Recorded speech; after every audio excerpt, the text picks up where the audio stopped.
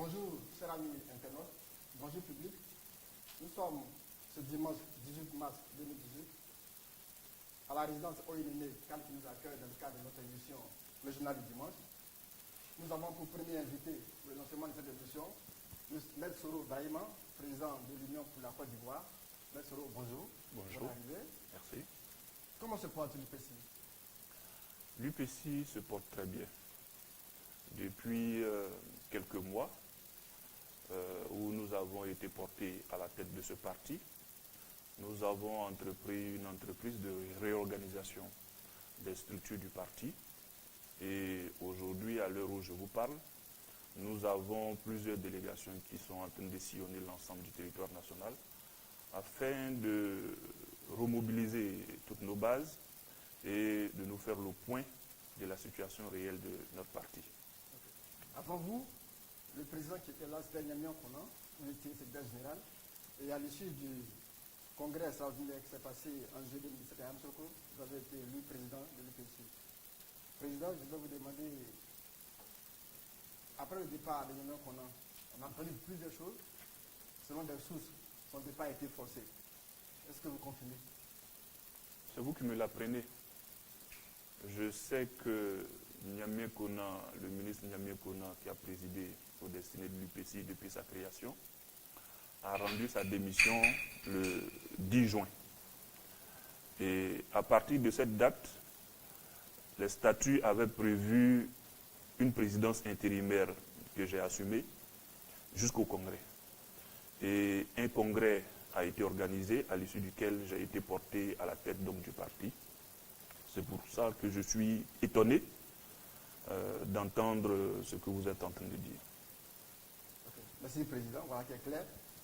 Président, je rappelle que l'UPC fait partie membre du groupement politique, le RHDP, Rassemblement démocratique des oppositions pour la paix. Vous participez aux travaux du comité de haut niveau. Où en êtes-vous avec les activités? Les activités du comité de haut niveau poursuivent. Et je pense que dans les semaines à venir, un point exhaustif de la situation des travaux pourra être fait à l'ensemble de la nation ivoirienne. Au regard de tout ce que nous vivons et nous assistons au niveau du RHDP, est-ce que les réunions que vous tenez au niveau du comité de haut niveau sont sincères? Vous parlez franchement? Nous avons toujours posé les problèmes qui concernent au comité de haut niveau. Je ne saurais parler pour les autres, encore que je ne suis même pas le porte-parole du comité de haut niveau, de sorte que je ne peux que vous dire ce qui nous concerne. Donc pour résumer, en ce qui concerne l'UPC, nous avons toujours dit au cours des travaux du haut comité quelles étaient nos préoccupations et quelles étaient les préoccupations des Ivoiriens. Allez-y, expliquez vos préoccupations. Non, je n'ai pas à aller dans le détail comme je vous indiquais, parce que votre question était de savoir si, dans le cadre des travaux du haut comité, il y avait de la vérité, de la sincérité. Je vous dis oui. De parler un peu de vos préoccupations. Oui, je vous dis oui. En ce qui nous concerne, nous posons les préoccupations qui sont les nôtres. Et pour les autres, je ne saurais répondre à la place. Merci, Président. Le RHDP, groupement politique, dont fait partie votre parti, aujourd'hui cristallise toutes les attentions. On a observé des incompréhensions entre les cadres PDCI et du RDR. Quelle image pour l'opinion nationale et internationale? Il faut leur poser la question. Vous êtes membre du Oui, RHDP? mais il faut poser la question à ces deux grands partis qui se disputent sur la scène publique, alors qu'ils ont une instance, le comité de haut niveau, où ils ont la possibilité de régler leurs problèmes. Moi, je suis le premier surpris de constater cela, mais il faut leur demander pourquoi ils se comportent ainsi. En ce qui nous concerne, vous savez que ce n'est pas notre position et ce n'est pas notre façon de faire. Au niveau de l'IPC, comment vous vivez cette situation? Avec beaucoup de sérénité. D'ailleurs, je vais vous dire que si l'UPC a été créé, c'est justement parce que le constat était clair que ces partis ne parvenaient pas à s'entendre. C'est pour ça que l'UPC a été créé. Et aujourd'hui, ce que vous dites ne nous surprend pas. Le président, puisque le PDCI et le RDR sont deux poids lourds du RHDP. Aujourd'hui, on parle de partis unifiés pendant ce temps. Ces deux partis se lancent des pics tous les jours. Est-ce que vous ne craignez pas pour la division de ce groupement politique? Non, je ne crains pas parce que si on parle aujourd'hui de partis unifiés, c'est bien parce qu'il y a de la division. On ne cherche pas à unifier ce qui est déjà uni. Donc il n'y a pas à créer une division, elle existe déjà, elle existait déjà. Donc ce qu'il faut rechercher, c'est comment faire pour parvenir à une unité autour d'un projet. Parce que pour nous, à l'UPC, le plus important pour la population ivoirienne aujourd'hui, ce n'est pas le positionnement des uns et des autres. C'est comment est-ce que la coalition des partis qui est au pouvoir peut résoudre leurs problèmes au quotidien. C'est ça la préoccupation des Ivoiriens. Et ce que vous dites montre que le RHDP a besoin de quelques réglages. Des réglages s'imposent parce que cela dénote de quelques tensions, de quelques difficultés qui existent au sein de la coalition. Et pour éviter une sortie de route, on ne peut pas éviter de faire des réglages au niveau du RHDP. Quand on parle des réglages, qu'est-ce que vous voulez dire concrètement? Mais justement, appeler ces partis qui, à nous, UPC, ne donnent pas l'exemple, il faut les appeler à la raison. Et il faut poser les cadres dans lesquels on devrait s'exprimer, les conditions dans lesquelles les uns et les autres devraient s'exprimer quand il s'agit du RHDP. Ça fait pratiquement une semaine que cette situation dure. Pourquoi l'UPC n'a pas fait de déclaration pour appeler à l'apaisement? Non, c'est des grands, ils savent ce qu'ils font. Nous n'avons pas besoin de les appeler à l'apaisement. Il leur appartient, nous, de nous appeler au calme. Un, ils sont les plus anciens partis politiques, en tout cas par rapport à l'UPC. Deux, leurs animateurs sont les plus anciens par rapport à l'UPC. Trois, leurs animateurs ont plus d'expérience que l'UPC. Nous n'avons pas de leçons à donner à quelqu'un. Nous n'avons pas la prétention de donner des leçons à quelqu'un. Ils savent ce qu'ils font. Nous observons tout ça. Et ce qui nous intéresse, c'est que les Ivoiriens comprennent que nous devons bâtir de nouvelles solutions pour la Côte d'Ivoire. Voilà ce que je peux dire. Au niveau du RHDP, certains députés au niveau de l'Assemblée nationale sont en route pour la création d'un groupe parlementaire RHDP. C'est vrai qu'on allait aux élections à RHDP. Et après les élections, il y a différents groupes. Le groupe parlementaire PDCI, il y a le RDR. Aujourd'hui, la question de la création d'un groupe parlementaire RHDP. Quelle est votre position sur cette situation pendant qu'il y a des incompréhensions spécifiques? Notre position est toute simple. Vous le savez, parce que vous étiez là, vous avez suivi. Nous avons été combattus au cours des élections législatives par les candidats du RHDP. Aujourd'hui, il est question de créer un groupe parlementaire RHDP. Sur le principe, nous n'avons pas d'objection à faire. Cependant, nous estimons que ceux qui ont été financés par le RHDP pour être candidats, ceux qui ont été élus sous la bannière du RHDP, il leur appartient de créer d'abord ce groupe parlementaire RHDP. Nous avons été combattus par le RHDP à l'époque. Qu'ils créent le groupe parlementaire RHDP. Si ça fonctionne, en ce moment-là, nous nous prononcerons si nous devons y adhérer ou pas. Pour l'heure, c'est leur affaire, qu'ils s'y prennent, qu'ils s'y engagent, qu'ils mettent les conditions pour que tous ceux qui ont été financés et élus sous la bannière du RHDP forment le groupe parlementaire. Président, à vous entendre, on a l'impression que vous avez gros sur le cœur. Vous n'êtes pas pardonné? Non. Parce que vous dites que vous avez été combattu. Non, mais c'est une réalité. Je rapporte que des faits. Je rapporte que des faits. Si nous n'avions pas mis ça sur le compte du passé, croyez-moi, nous n'aurons pas réitéré notre présence au RHDP. Mais nous l'avons fait. Mais ce n'est pas pour autant que au premier appel de regroupement dans un parti, dans un groupe parlementaire unifié, que nous allons courir les pieds joints. Non, nous disons qu'il appartient à ceux qui ont été financés et élus sous la bannière du RHDP de donner l'exemple. Et au sein du comité de haut niveau, est-ce que vous avez inscrit cela? Oui. Quel a été le retour? Ben, ils vous diront en temps opportun. Il y a des raisons d'espérer au niveau de votre parti politique? L'avenir nous dira. Président, nous sommes pratiquement à la phase des élections sénatoriales. Le RHDP a décidé d'aller en rang serré.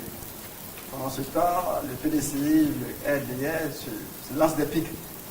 Est-ce que ça ne va pas résulter négativement sur les élections? Ça, il faut poser la question aux partis du RHDP qui ont des candidats sur les listes des sénatoriales. Vous avez pu observer que sur la liste qui a été publiée, l'UPC n'a aucun candidat. C'est la preuve que nous avons affaire à deux RHDP, un RHDP pour aller aux élections et un autre RHDP pour accompagner les autres.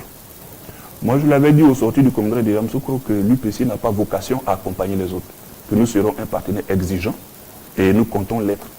Et donc cette question, il faut l'adresser à ceux qui sont sur la liste des sénatoriales. À vous entendre, vos préoccupations sont tombées dans la journée de sourds, puisque rien n'est fait pour vous, vous n'avez pas de candidat. Nous le constatons.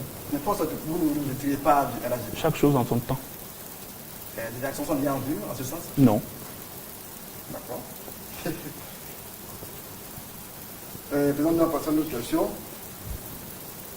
On parle de la création du parti unifié. C'est le RHDP, c'est pourquoi le comité de haut niveau a été mis en élection. Où en êtes-vous? Est-ce que ce parti va naître un jour? Avec ce que vous dites là, vous avez grossi le cœur, le RDL, le PDCI, c'est pas la bonne entente. Est-ce que ce parti-là va naître un jour? Rassurez-vous. Je n'ai pas grossi le cœur. Moi, je vous dis des choses qui sont sur la place publique. Je n'invente rien, ce sont des faits. Avoir grossi le cœur, est-ce que c'est rapporter les faits? Non. Je vous dis que nous ne sommes pas sur la liste des sénateurs. Je vous dis que nous n'avons pas été élus sous la bannière du RHDP. Il n'y a pas à avoir grossi le cœur, on ne fait pas la politique avec un cœur lourd, bien au contraire. S'agissant de la question spécifique du parti unifié, est-ce qu'il aura lieu? Croyez-moi, moi je n'ai pas de problème. S'il a lieu, c'est tant mieux. S'il n'a pas lieu, c'est tant mieux. Je n'ai aucun problème. Est-ce que vous avez proposé des noms? Pour faire quoi? Pour faire acte de candidature au sénatorial? Oui. Ces noms ont été refusés? Non. Pas que ces noms aient été refusés. Il nous avait été accordé une place dans le cadre des sénatoriales, dans le cadre des discussions. Et au dernier moment, nous avons constaté que sans explication, la place, l'unique place sur 66 qui nous avait été accordée, nous a été retirée. Sans qu'on ne nous explique, prennent le soin, la précaution de nous prévenir. Au profit de qui ça a été retiré? Je n'ai pas à vous dire au profit de qui. Ceux qui m'écoutent, ils savent. Non, c'est pas. Non. Vous voulez savoir? Je ne vous dirai pas. Allez-y, président. Non, je ne vous dirai pas. Je vous dis que l'UPC avait une place dans le cadre des négociations. Par la suite, cette place nous a été retirée sans explication.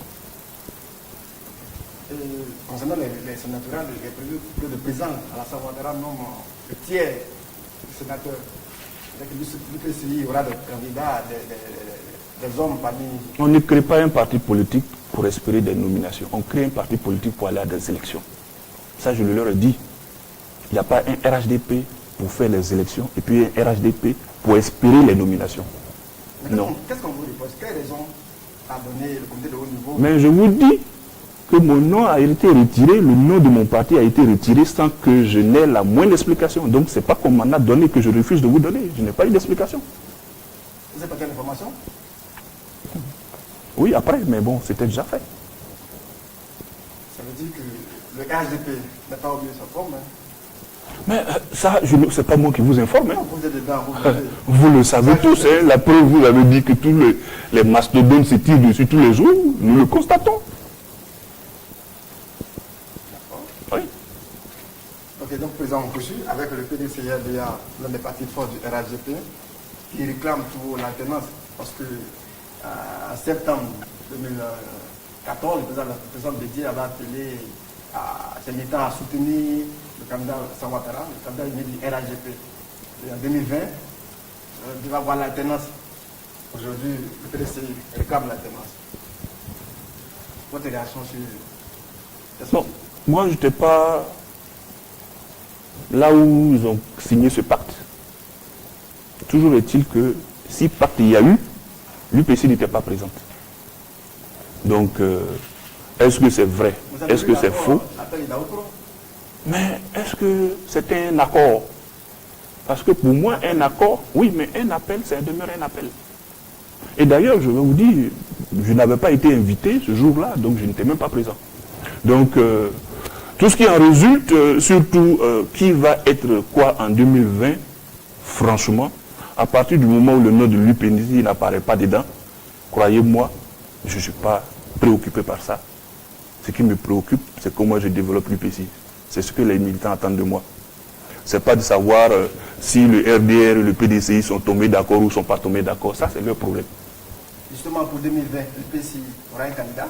chaque chose en son temps. Chaque chose en son temps. Vous n'oubliez pas que 2018, c'est une année électorale. On ne peut pas oublier 2018 et parler de 2020. Pour nous, il faut parler d'abord de 2018 avant de parler de 2020. Et pour ce sénatorial, est-ce que le PCI a des candidats indépendants? C'est vrai que vous n'avez pas été... Ce n'est pas notre philosophie. Notre philosophie, ce n'est pas d'aller être indépendant parce qu'on nous a refusé. Si on nous refuse, nous partons notre étiquette. Donc nous n'avons pas de candidats indépendants. D'ailleurs, s'ils sont indépendants, c'est qu'ils ne nous appartiennent pas. Parce que chez nous, celui qui veut être candidat porte notre étendard. On dit un parti politique se mesure par sa force sur le terrain. Oui. Participe aux jeux électoraux. Oui. Mais vous n'avez pas de candidat. Comment vont militairement accueillir cela? Non, mais nous n'avons pas de candidat pour la simple raison que... La lutte? Non. Il faut faire les luttes qui en valent la peine.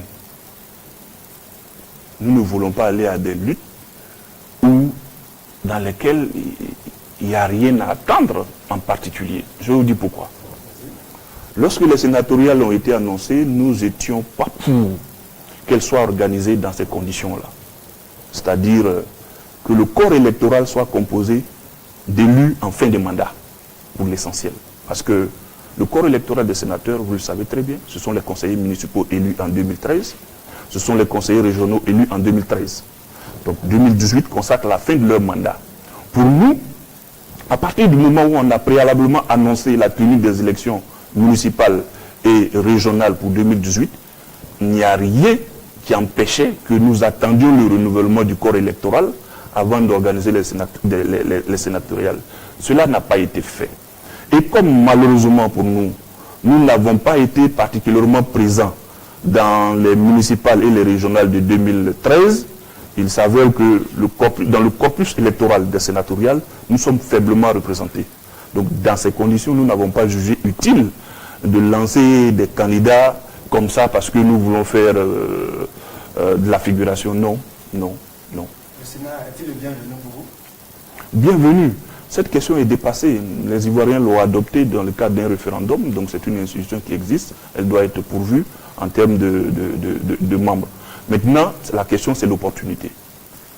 Est-ce qu'il était opportun d'organiser les sénatoriales avant le renouvellement du corps électoral qui va avoir lieu quelques mois après? Ça, je vous ai dit quelle était la position de l'UPC. Revenons à votre parti, l'UPC, qui a envoyé en 2020 des délégations à l'intérieur du pays. Quel était le but de ces missions sur le terrain? Le but des missions que nous avons envoyées sur le terrain, c'était de faire l'état des lieux. Faire l'état des lieux de notre présence sur le terrain. Et deuxièmement, remobiliser l'ensemble de nos équipes. Et troisièmement, ça nous permettra donc de faire un plan d'implantation que nous allons exécuter sur les années à venir, les mois à venir. Voilà la mission qui a été assignée à chacune des délégations qui est allée sur le territoire national. À l'heure où je vous parle, il y a certaines délégations qui sont en train encore de faire leur travail. La dernière vague des missions va s'accomplir dans le courant de la semaine prochaine. Et nous aurons parcouru toute l'étendue du territoire national en ce moment-là. Ami Bakou, est-ce que ça se passe bien, un bilan? Oui, le bilan est très bon. Le bilan est très bon parce que toutes les missions qui sont allées sur le terrain nous disent qu'il y a un capital sympathie à l'égard de l'UPC qui est très fort. Et donc, il nous appartiendra de transformer ce capital sympathie en adhésion. Et ce qui nous réjouit, c'est de constater que chaque jour, nous avons de nouvelles adhésions et le nombre des adhésions ne fait que croître. Ce qui est pour nous une source de motivation et une source de fierté. Quel est le poids réel aujourd'hui de votre parti sur le terrain? Vous savez, je ne veux pas donner de poids théorique. Non. Pour les sections? Non. Pour un parti politique, pour moi, ça ne veut absolument rien dire. La seule chose qui importe, c'est ce que vous gagnez au cours d'élections. Il y a des élections qui arrivent, les élections municipales et les élections régionales. Nous aurons l'occasion de savoir ce que pèse chaque parti. Je voulais m'en tenir, en tout cas, au suffrage que les Ivoiriens voudront nous accorder à ce moment précis. Et quels sont les grands rendez-vous que prépare votre parti pour l'année 2018? C'est justement les élections municipales et les élections régionales pour lesquelles nous avons des listes qui sont en constitution un peu partout sur toute l'étendue du territoire national et que nous encourageons à persévérer dans cette voie parce que Nous le constatons, nous l'avons toujours constaté, y compris dans le cadre de notre groupement politique, rien ne nous sera octroyé. Ce que nous aurons, c'est ce que nous aurons obtenu par nous-mêmes. Et ces élections qui arrivent, est-ce que vous allez aller avec le RHDP ou bien vous serez le candidat indépendant? Ça dépendra. Je n'ai pas de position tranchée. Mais s'il s'agit de nous dire nous avons une ou deux investitures, naturellement, ça ne passera pas. Nous préférerons aller sous notre propre bannière. Vous envisagez mettre combien de candidats sur le terrain? Autant qu'il est possible de mettre. Autant de candidatures qu'il est possible de mettre. Ça veut dire que les candidatures ne sont pas à écarter? À l'UPC? Non, l'UPC n'a pas de problème d'indépendant. Il n'y aura pas d'indépendant à l'UPC. Vous savez, nous ne voulons pas faire la politique de la cachette. Dire une chose la journée et la nuit faire le contraire. Présenter des candidats au RHDP pour dire RHDP investissez-les et par derrière soutenir des candidats indépendants pour aller battre les candidats RHDP. Nous ne voulons pas faire ça. Si nous ne sommes pas d'accord, nous disons que nous ne sommes pas d'accord, nous allons aller compétir sous notre propre bannière. Président, quel est votre commentaire aujourd'hui sur la réconciliation nationale? Il faut qu'elle se fasse. Il faut que la réconciliation se fasse parce que je ne sais pas si vous avez remarqué ces derniers temps, et moi particulièrement cela m'inquiète. Les actes qui consistent à porter atteinte à l'État et à ses symboles se multiplient. Il me semble que si nous voulons apporter une réponse sereine et pérenne à cette situation, il nous faut ouvrir véritablement le dialogue en ce qui concerne la réconciliation nationale. Pour moi, c'est l'un des éléments clés pour inverser la tendance parce qu'elle m'inquiète personnellement.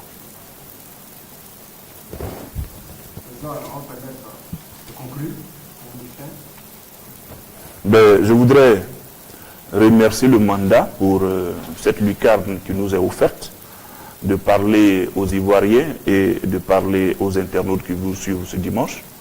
Je voudrais vous féliciter parce que vous avez décidé de varier les cibles que vous voulez atteindre par votre entreprise journalistique. Je pense que c'est quelque chose qui est encouragé.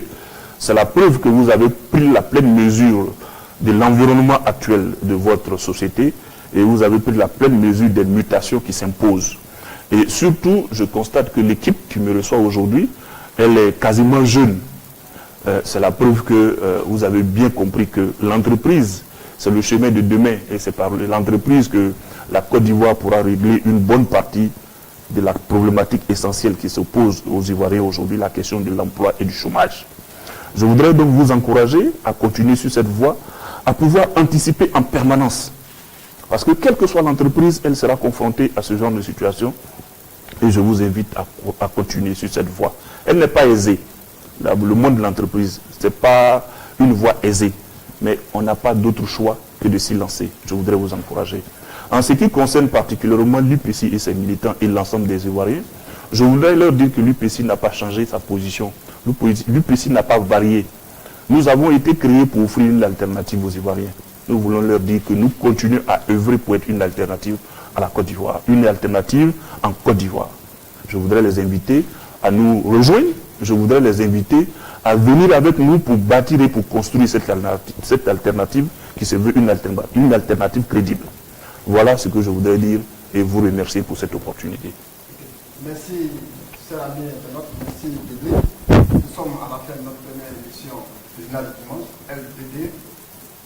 Dimanche prochain, je vous apprends que nous allons échanger avec le secrétaire exécutif en chef du PDCA de la Moïse Katou Kawé. Rendez-vous est donc pris pour dimanche prochain, le 25 mars à midi. Merci.